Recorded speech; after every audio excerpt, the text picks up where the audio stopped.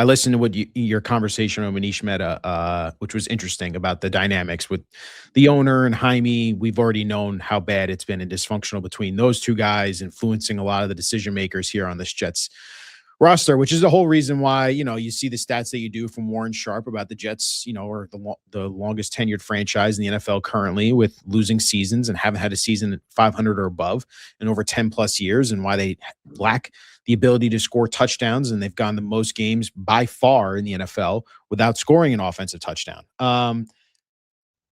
I think Aaron Glenn has finally come to the realization that he couldn't just rely on young, unproven rookie coaches.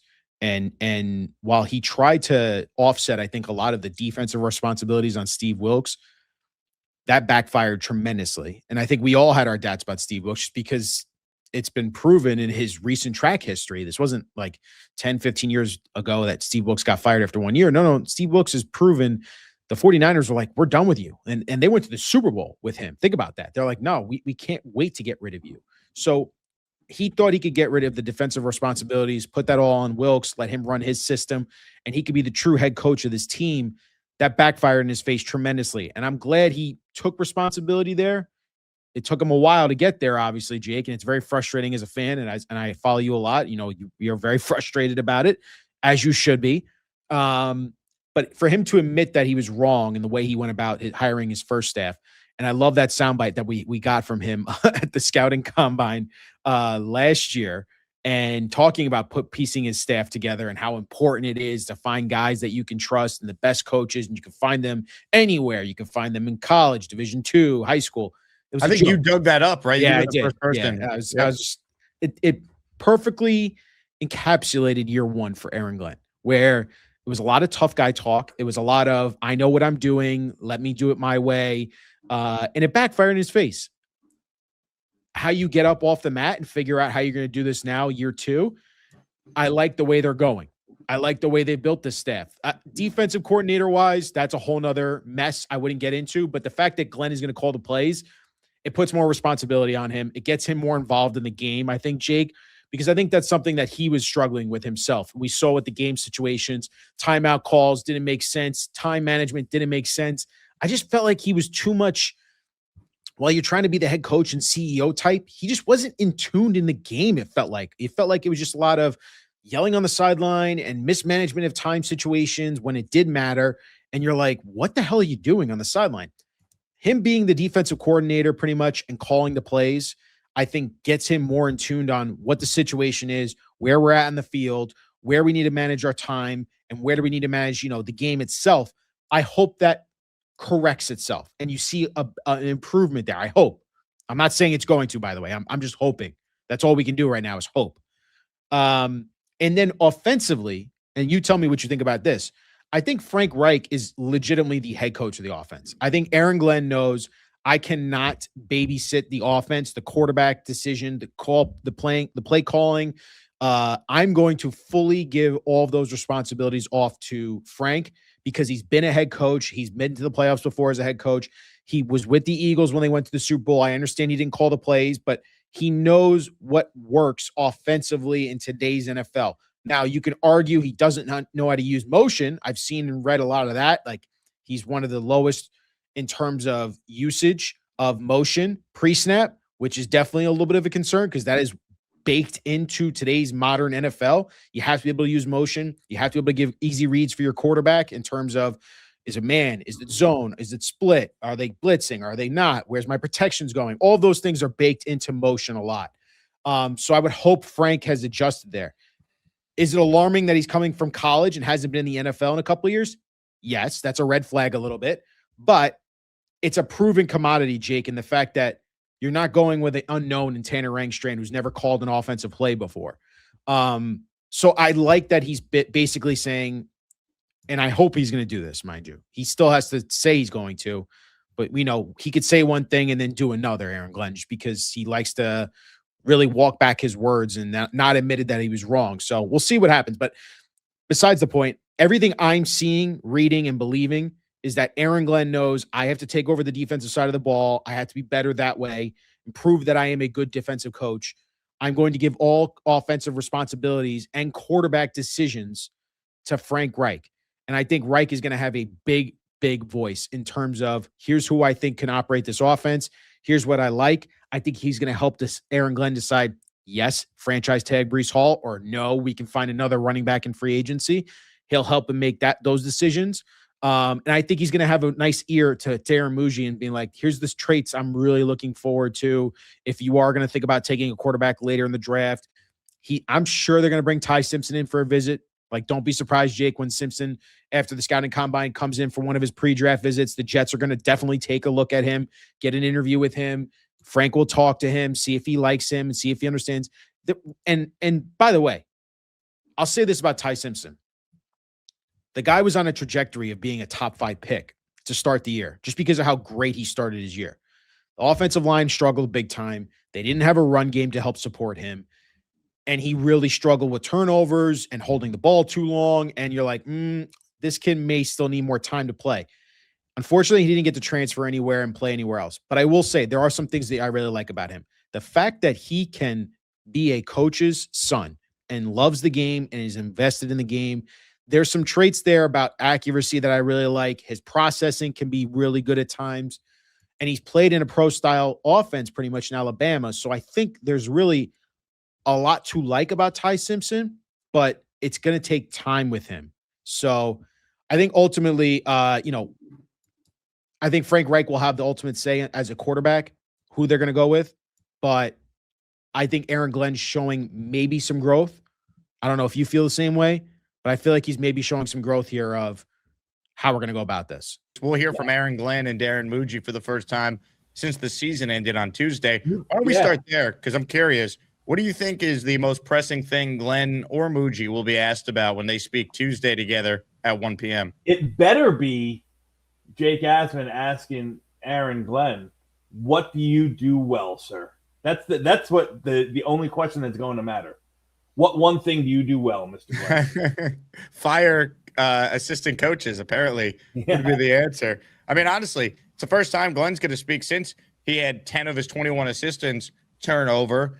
There should be questions about that. And honestly, my big question that I'd want to ask Glenn and Muji, a year ago, you guys sat up here and touted your ability to hire great coaches. Glenn in particular, there's that sound of how he was most proud of how he went about hiring his coaching staff. Well, here we are a year later. You had a historic amount of change. What did you learn from a year ago to now that should give any Jet fan confidence you got the right people in place? Yeah, and more so to even dovetail on that, like, do you remember when, and some people took it as kind of like a backhanded comment towards Robert Saleh when he said, what's the difference? Some of these guys, well, they're going to be coaching. It's coaching. They're going to be coached up and they're going to, blah, blah, blah. I beg to argue that the majority of the guys that were on the team for Saleh's last year, that Saleh Ulbrich fiasco, and on the team this year, I beg to differ that not one of them improved or got better. You know what I mean? So that's a problem. Coaching, coaching is real. And then with Muji, you'd like to see what the direction is. There's been a lot of rumblings back and forth amongst Jets fans, like, what they feel like the avenue for building this team is going to be. Yes, we have tons of draft capital in the next 2 years, high draft capital nonetheless. But I think we have 32 expiring contracts that they came off the books this year. Like, you're gonna have to fill it. We have a lot of draft picks, but you're not gonna have to fill all those spots with draft picks. So what's the plan for free agency? Are you gonna be shopping in the dented can aisle again? You know what I mean? Are you gonna be? Is it gonna be 1 year Band-Aids, or are they gonna spend some money? Are you gonna see 3 and 4 year contracts? Is there anyone worth a 3 and 4 year contract? All that stuff is it's go time for this regime, unfortunately. They got to spend. They got to add talent. A year ago, they didn't want to sign anyone who was 30 or over besides Josh Reynolds to a deal under $3 million. Now, does that approach change this year? I think you're spot on with that. As far as the combine goes, and we're talking, of course, with Dom C. So if you have a draft question, write it in. Super chats. We'll cut the line. And I'll tell everyone after we did our weekly raffle series yesterday, at the end of the show today, special Saturday soiree, we're going to give away a Jets jersey of your choosing. Joe Namath, Joe Klecko, Curtis Martin, Wayne Corbett, Darrell Revis, Nick Mangold, or Keyshawn Johnson are the choices. Dom, as far as the combine, Mhm. you study these players year round. You're in Mobile at the Senior Bowl. You're following all the All-Star events after the college football season. Yep. The combine to you, how important is it in your personal evaluation of these players? Not necessarily all that important in regards to my personal eval. Like, I'm not going to change evals based on what happens in Mobile unless there's an extreme outlier. Like somebody completely falls off the ledge in terms of an athletic trait or something like that. More so, again, and we talked about this, I think, in Mobile. You and I and me and others, I'm basing my evaluations on what I'm watching in tape over the past 2 years of watching these guys.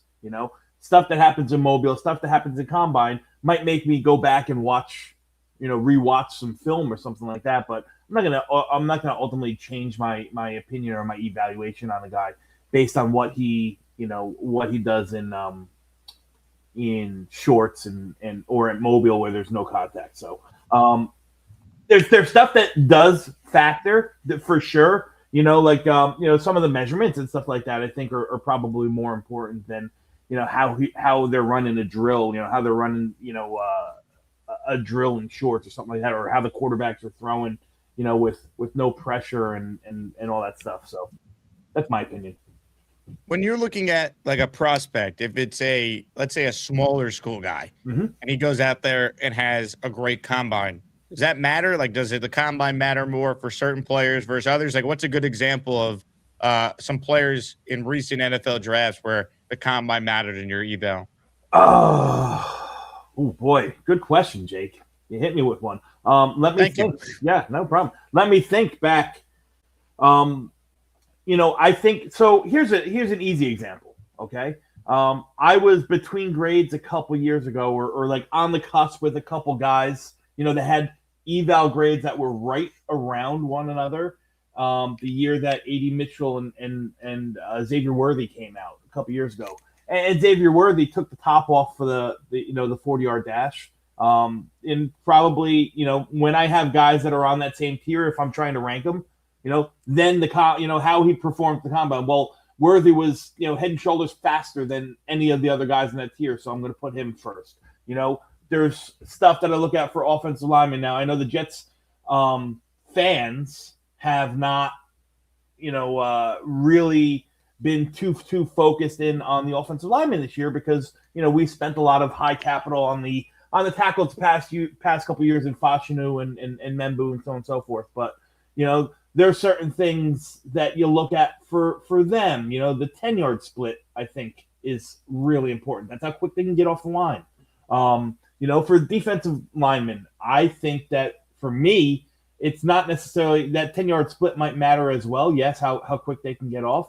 But I like to see those defensive tackles. I want to see a high bench press. I want to see that upper body strength that they're able to keep that they're able to be able to extend their arms and control the game in the trenches like that. So there are certain factors that might, sway a guy, above another if they're kind of, have an equivalent eval grade. Worthy was probably the closest one that I could think that fits that bill over the past couple.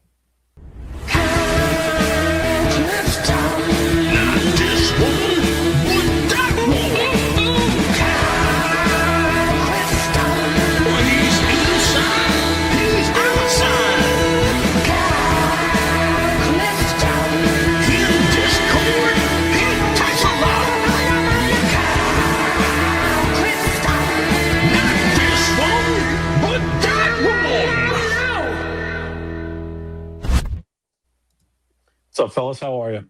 What's up, bud? How are you? I'm doing well. Good. So I've been struggling with this transition to the 3-4, the supposed just trying to accept it. But I've come around this morning and decided to try and embrace it. And since you're here, Dom, maybe talk a little bit of strategy. Yeah. Well, let me say this, Kyle, before you get into that. I think people need to pump the brakes on this whole we are now a 3-4 team. We might use more odd front principles at times. But you think multiple? Absolutely. Like even the biggest and the best, 3-4 teams of our generation, the Pittsburghs over the past, I think they ran more even man fronts because most defenses these days are in sub packages and nickel packages so often. So it's not going to be a true transition like it was in the Parcells days. Parcells days, you were one or the other. I think that you're given. I think. I don't know the whole reasoning because Glenn has used it a little bit, but he's been much more of a 4-man front, through his time in New Orleans and in Detroit. I wonder if it has something to do with them looking at the talent at the top of this draft and saying, how can we bet, let's go get one of the best edge, teachers in whatever the guy's name is from Pittsburgh, the coach. I always forget his name. Dunbar. Let's go get Dunbar, and that's where the strength of this draft is, and we'll be able to. And then you're looking at the talent that you have, and Will McDonald can be a stand-up rusher, right? Right. I think that if you draft one of these guys, Bailey or Reese, they could be a stand-up rusher. I think that Jermaine Johnson could do a little bit of hybrid stuff in a pinch. Stand up from the outside. He did it at Florida State for a while as well. So maybe they're just looking at what they have and what they possibly could have and saying that it's going to be a fit, but I don't know if it's going to be. I'd be surprised if we ran anything more than 15 or 20% odd man 3-4 fronts. But it does seem like Jermaine is kind of the odd man out as a power guy, right? Like, yeah, I mean, do I expect him to get an extension if they, kind of move forward with a more of a less multiple and more heavy odd man front? He'd probably be the odd man out. Not this year, but in right. The future, yes. Unless there's a trade that we're not even, in the offing that we're not aware of. I think that in the second round, your nose is going to be there, or your one when we go for the 4-3s. Would you agree with that? Absolutely. Yeah. So even if we were to trade out of 33 at 44,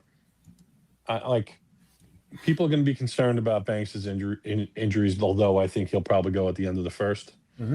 But Caden McDonald or the other guy, Lee Hunter, probably be there at 44. Is that fair?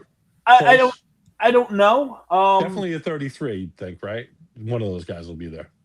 Possibly, maybe not. So here's the thing. I think that Caleb Banks, he's of those three that we talked about. Caleb Banks is the highest rated one that I have. He's not going to be a fit for everyone because he's not a true zero tech. He wouldn't play the nose in a 3-4. He's not a true one tech even though he can play that. He's a 3 tech. He's very similar to the kid from Kentucky that Buffalo took last year, where he might be big in size and long, but he's going to find his home as a 3 tech. He's more of a penetrator than he is, like read and react, stack and shed kind of guy. Where McDonald is completely the opposite. McDonald right now is not. I don't think he's got an NFL pass rush repertoire, but he's going to stand his ground. He's going to 2-gap, and he's going to eat up blockers and be a really, really, really effective versus the run to help those linebackers run free. And you see Hunter as having 0 and 1 tech flexibility? Yeah, I think Hunter can do. I think Hunter is a perfect blend of both of Banks and McDonald. Now, okay. If I had to guess, I think Caleb Banks is probably the one. Even though he's my second ranked defensive tackle, he's my highest ranked of those three. I think he's the one that could make it to round 2. I think because of the injuries. Yeah, and he's not going to be, like I said, his stylistically, he's not going to be a fit for everyone. Okay. Some guys want their defensive tackles short, and stout and explosive for the leverage battle. He loses leverage at 6'6" all the time. You know what I mean? So right. Banks is just not going to be everyone's cup of tea. Older prospect, 24, coming off a tightrope surgery and just not a body fit for a lot of defenses. And I could see Caden McDonald and Lee Hunter both being snatched up in the 20s in round 1. Okay. I'm not suggesting they will, but I could see that much. I could see that pretty easily. And with our current personnel, Mm-hmm. If we were to run a base 3-4, Mm-hmm. Phillips and Briggs are the ends. Is that? I'd right now as constituted, I'd probably say Phillips is your nose, and Briggs is your 5 tech.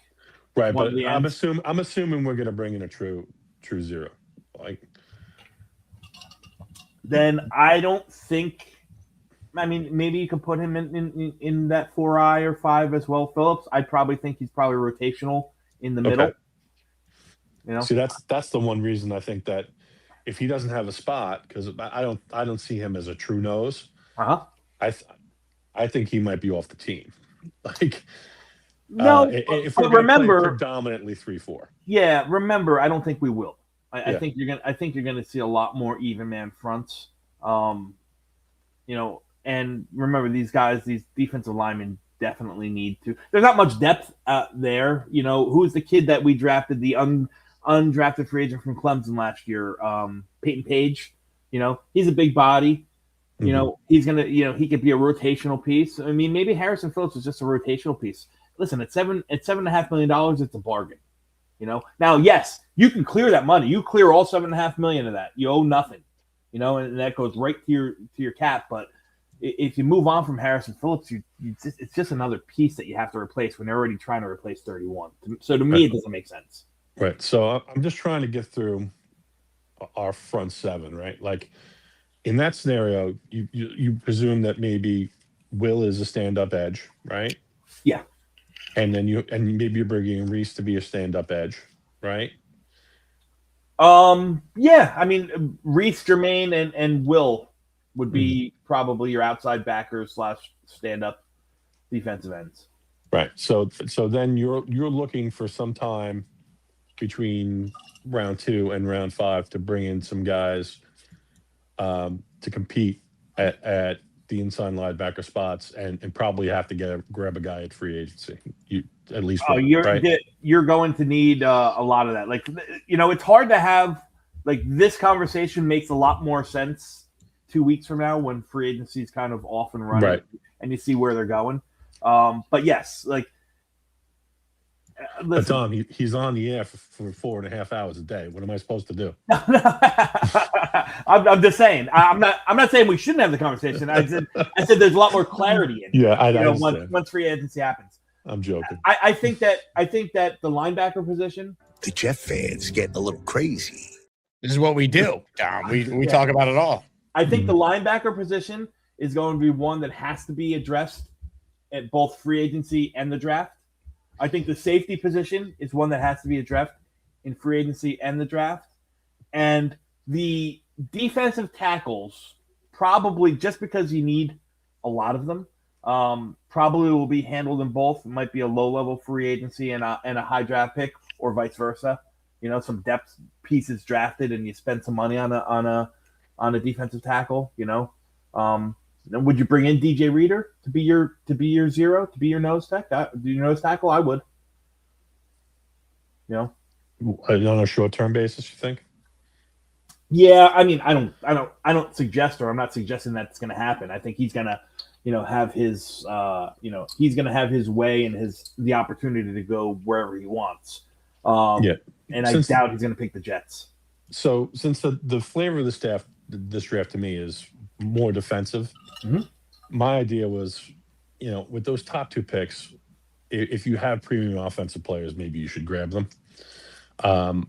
But it sounds like, there are so many needs on the defense that this could be a wild anything goes type situation for the Jets. Like, depending on who we can get to come here in free agency and who they're comfortable retaining as we get closer to the beginning of the free agent period. This is really the most wide open, uncertain offseason that I can ever remember. And that's just the nature of, all the flux with the coaching staff and not being a definitive number 2 in the draft, or like, I feel like this is a 20-player first round, and like the players between 2 and say 19 are pretty interchangeable, to be quite frank. And I but it's not even just 2 and 19. I mean, you could do 2 and 19, and then you could do 20 and 50, and then you could do 50 and 150. Like it's you're spot on with that. You're going to see most teams want to move back and back and back, and they're not going to find a lot of trade partners to do so. I'm guessing, because the value that they might have on a guy, the value might be equal on a guy they have at 50 as they do at 100. That said, the picks that we have, 2 and 33, if you're going to move back in the draft, I think that those would probably be the spots, right, in this draft. 2's going to be hard. 2's going to be hard, but as far as if there's a player that you absolutely want, that's the guy that we're the team you would have to deal with, right? No, well, yeah. I just don't think I don't think anyone's. What I'm saying is, Kyle, I don't think there's anybody that's moving up to 2. There's no one that people aren't going to. I don't expect people. No one's getting Gaga over Reese. No one's getting Gaga over Bain. Correct, because they're all good and they all have their faults. And if I'm a team that needs an edge, if I'm Tennessee, I'll just sit quietly and take whichever and make the decision when I'm on the clock. Yeah, why trade assets when you have similar grades on all the guys? Correct. All right, I'm looking forward to having a broader strategy discussion as we get through free agency. I appreciate your time, guys. Likewise, ladies and gentlemen, the great Kyle Clifton. And here we go. Let's go.